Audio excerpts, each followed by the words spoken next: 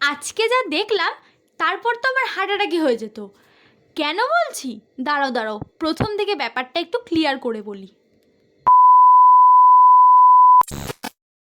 আজকের ব্লগটা শুরু করছি রেডি হয়ে বেরিয়ে যাওয়ার পর থেকে। মানে ভাবতে পারছো আমি কতটা কেয়ারলেস। যাই হোক, আমি টোটোতে উঠে পড়েছি, যাচ্ছি সোদপুরের সব থেকে ফেমাস একটা জায়গা বারো মন্দির ঘাটে। তো বাইরে এখনও বেশ ভালোই রোদ রয়েছে, কিন্তু এখন ওই মোটামুটি 4টে থেকে 4:30 মতো বাজে হয়তো, তাও রোদ কমেনি। তো যাই হোক, চলে এলাম ঘাটে।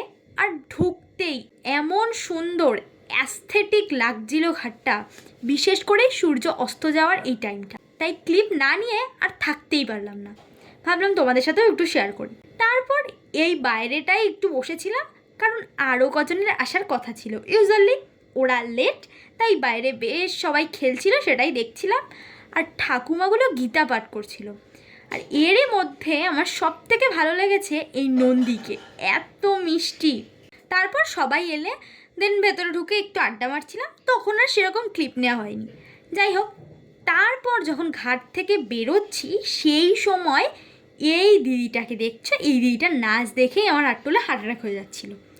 উফ, মানে এই নিয়ে আবার সবাই মিলে একটু হাসাহাসি করছিলাম। বাই দ্য ওয়ে, দিদিটা কিন্তু ভালোই নাচছিল। দেন ওইখান থেকে বেরিয়ে বাড়ি আসার পথে এই সুন্দর দুর্গামূর্তিটা দেখলাম। এটা আমি প্রথমবারই দেখলাম, কারণ আমি বেশি একটা যাই না ওখানেই শুনলাম এরা নাকি মাটির নিচ থেকে উঠে এসেছে। শোনা কথা, আমি ঠিক জানি না, তোমরা জানলে অবশ্যই কমেন্টে জানিও। যাই হোক, তারপর ওখান থেকে চলে গেলাম আমার মোস্ট ফেভারিট একটা জায়গা, চায়ের দোকানে। দেন একটু চা খেয়ে নিলাম। আর এই যে আমার বন্ধু আমার সাথে মজা করছিল। যাই হোক, গল্প করতে করতে বাড়ি চলে এলাম। তো এসে দেখি বাবা ফুচকা এনেছে, সেটাই খেলাম। তারপর বাড়ির পাশে পুজো হয়েছিল, ওখান থেকে খিচুড়ি দিয়েছে, তো সেটা দিয়েই রাত্রের ডিনারটা কমপ্লিট করে নিলাম। That's it.